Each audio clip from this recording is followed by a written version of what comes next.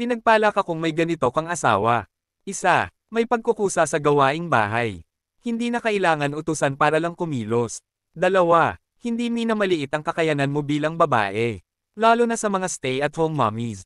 Tatlo, inuuna ang pamilya kaysa sa barkada. Apat, binibigyan halaga ang opinyon mo bilang asawa. Itatanong muna sa'yo o hihingian ka ng komento bago magdesisyon. 5. Nag-aabot ng sweldo on time. 6. Hindi ka binibigyan ng dahilan para magselos. 7. May oras sa pamilya. Tinutulungan kang mag-alaga ng bata at dinidate ka pa rin kahit paminsan. 8. Hindi ka sinasaktan at sinisigawan mapa sa loob ng bahay o sa labas. 9. Nirerespeto ang magulang mo. Hindi nagrereklamo at nagagalit kapag nais mong tulungan ang pamilya mo. 10. Hindi maluho at mabisyo. Marunong mag-save para sa sarili at sa pamilya. 11. Hindi ka kinukulong sa relasyon. Binibigyan ka ng pagkakataon na mag-relax at makipagkita pa rin sa mga kaibigan mo. 12.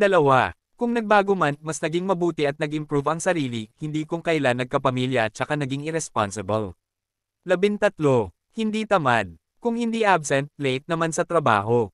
Ending, maraming bawas sa sweldo. 14.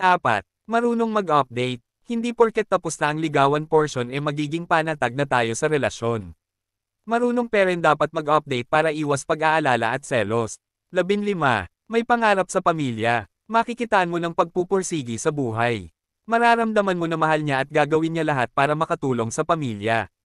Maswerte ka kung may ganito kang asawa pero naniniwala ako na mas swerte ang relasyon kung pareho kayong ganito.